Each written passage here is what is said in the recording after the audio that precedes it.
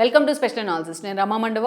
ఈరోజు అనాలిసిస్లో భాగంగా మనం తీసుకోబోతున్న టాపిక్ ఏంటంటే కుప్పంలో చంద్రబాబు నాయుడిని ఓడిస్తానన్న భరత్, మంగళగిరిలో లోకేష్ మీద తొడగొట్టిన ఆర్కే, వీళ్ళిద్దరూ ఎక్కడా అని చెప్పేసి నేను టైటిల్ పెట్టున్నాను. ఆ టైటిల్ గురించి ఈరోజు మనం డిస్కస్ చేయబోతా ఉన్నాం. ఇక్కడ చూసినట్లయితే అధికారంలో ఉన్నప్పుడు అధికారం అండ చూసుకొని రెచ్చిపోవడం సహజమే.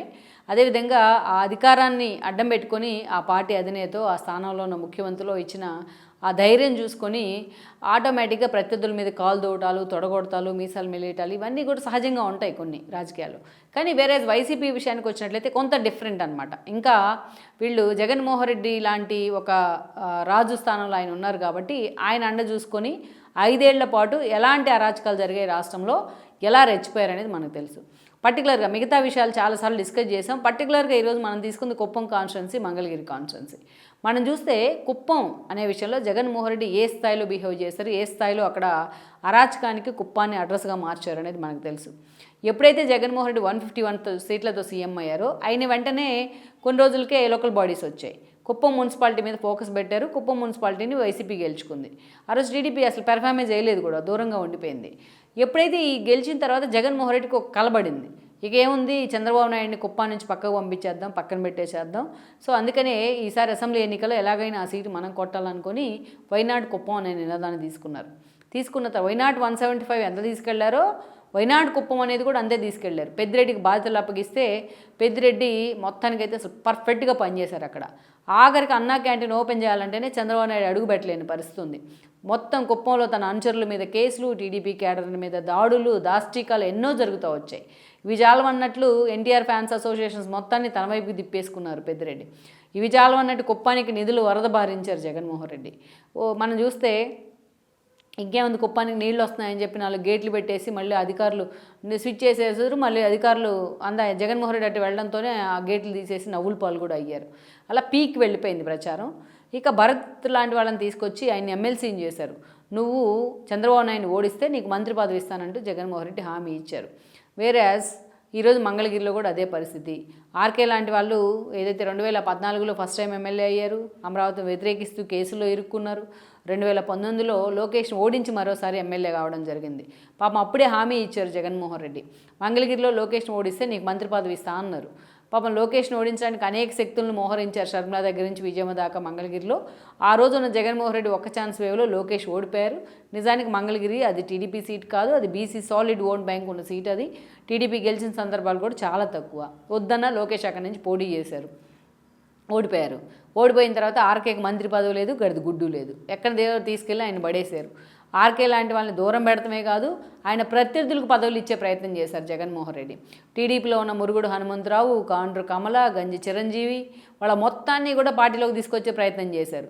వీళ్ళు చాలరన్నట్టు రాయపాటి సాంబశివరావు కొడుకు శ్రీనివాసరావుని కూడా తీసుకొచ్చి అక్కడ పెట్టారు లోకేష్కి వ్యతిరేకంగా. అటు లోకేష్ ఏమో నేను మంగళగిరి నుంచే పోటీ చేస్తాను, ఇంకెక్కడి నుంచి పోటీ చేయను, నేనేంటో నేను ప్రూవ్ చేసుకుంటానంటూ మంగళగిరిని ఆయన ఓన్ చేసుకున్నారు. తన ఇల్లుగా మార్చుకున్నారు మంగళగిరిని. సో అందుకే మంగళగిరి ప్రజలు కూడా ఆయన అంతగా ఓన్ చేసుకున్నారు. సో మొన్నటి ఎన్నికలు వచ్చేటప్పటికే ఇంకా ఆర్కేని పక్కన పెట్టారు కాబట్టి ఆయన మధ్యలో కాంగ్రెస్కి పోయారు. ఆర్కే లేకపోతే మళ్ళీ ఎక్కడ లోకేష్కి మెజారిటీ వస్తుందో అని చెప్పేసి పాపము ఆర్కే ఏదో ఓట్లు కొలగొడతాడు అనుకుని ఆర్కేని బతిలాడి తీసుకొచ్చారు. కానీ ఆర్కేకి టికెట్ ఇవ్వాల.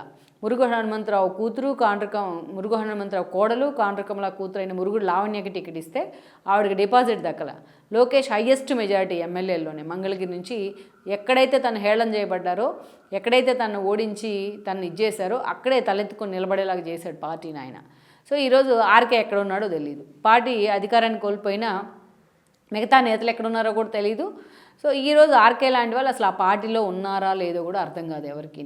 జగన్మోహన్ రెడ్డికి అయితే మధ్య మధ్యలో లేఖలు రాస్తూ ఉన్నాడు, కానీ ఇటీవల కాలంలో పూర్తిగా క్వైట్ సైలెంట్ అయిపోయారు. అందుకు కారణం ఏంటంటే తాను లోకేష్ని ఓడిస్తేనే ఆర్కేకి దిక్కులేదు, మంత్రి పదవి ఇవ్వలేదు.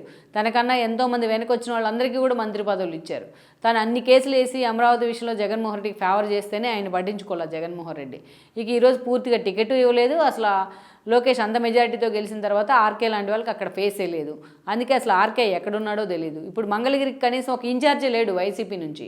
లోకేష్ పనితీరు దెబ్బకి బ్రాహ్మణి లాంటి వాళ్ళు అక్కడ ఉండి ఆ కాన్స్టిట్యున్సీని ఓన్ చేసుకుంటున్న విధానానికి అక్కడ వైసీపీకి తరపున పెట్టేందుకు ఒక ఇన్ఛార్జి దొరకట్లా. మురుగుడు లావణ్యాక అసలు అక్కడ వాయిసే లేదు. సో ఇలాంటి పరిస్థితుల్లో అక్కడ ఇన్ఛార్జ్ ఎవరా అని జగన్మోహన్ రెడ్డి వెతుకులాట మొదలు పెడతా ఉన్నారు.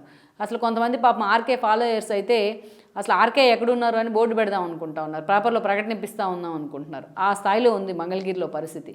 ఆర్కే గాయం. ఇక వేరే మనం కుప్పానికి వచ్చినట్లయితే భరత్ పాపం ఎమ్మెల్సీ కూడా ఇచ్చారు ఆయనకి. సరే ఈరోజు మొన్న పోటీ చేసి ఓడిపోయారు చంద్రబాబు నాయుడు చేతుల్లో. ఓడిపోయారు. పార్టీ అది టీడీపీ కూటమి అధికారంలోకి వచ్చింది. ఈరోజు భరత్ ఎమ్మెల్సీగా ఉన్నారు పార్టీ తరఫున. ఇంకా టైం ఉంది ఆయనకి. కానీ అసలు ఆ భరత్ ఎక్కడా కూడా పార్టీ తరఫున కార్యక్రమాల్లో ఇనిషియేట్ చేయరు. కనీసం అపియర్ గారు, కనీసం నేను ఒకడు ఉన్నాను కుప్పానికి అని కూడా ఎక్కడ ఎక్స్పోజ్ చేసుకోరు. సో కనీసం బీటెక్ రవి లాంటి వాళ్ళు ఓడిపోయినా సరే జగన్మోహన్ రెడ్డి చేతిలో తాను ఉన్నాను అని చెప్పి 5 ఏళ్ళు పోరాడాడు జగన్ మీద. అలాంటి వాళ్ళని కూడా వీళ్ళు ఇన్స్పిరేషన్గా తీసుకోరు. పూర్తిగా ఓటమి భయంతోనో లేకపోతే టీడీపీ అధికారంలోకి వచ్చిన భయంతోనో ఆయన ఎక్కడో అసలు అండర్ గ్రౌండ్కి వెళ్ళిపోయినట్టున్నారు. అసలు ఒక ఇన్ఛార్జ్ కుప్పానికి అంత ప్రెస్టిజియస్గా మంత్రి పదవి ఇస్తానని పెట్టినా ఆయన ఎక్కడున్నాడో తెలియదు. ఇక ఆయనకి కూడా ఆర్కే లాంటి వాళ్ళు ఇన్స్పిరేషన్ అట్టుంది. లోకేష్ ఓడిస్తే మంత్రి పదవి అన్నాడు, అది ఇవ్వలేదు. ఆర్కే పొలిటికల్ కెరీర్ మొత్తం సర్వనాశనం చేశారు జగన్మోహన్ రెడ్డి. సేమ్ భరత్ కూడా అంతే. ఎలాగో పాపం కనీసం ఆయన ఓడించే ప్రయత్నం కూడా చేయలేదు, నా దాకా రాలేకపోయారు. బట్ ఆయన కూడా ఆ స్థాయిలో బొంబాటు చేసే ప్రయత్నం చేశారు ఎమ్మెల్సీ పదవి ఇచ్చి. సో మొత్తానికైతే అటు ఆర్కే కానీ భరత్ కానీ ఇటు మరి రాజశేఖర్ లాంటి వాళ్ళు కానీ జగన్మోహన్ రెడ్డి వాళ్ళని అవకాశం కోసం వాళ్ళని పావులుగా వాడుకుంటాడు అంతే.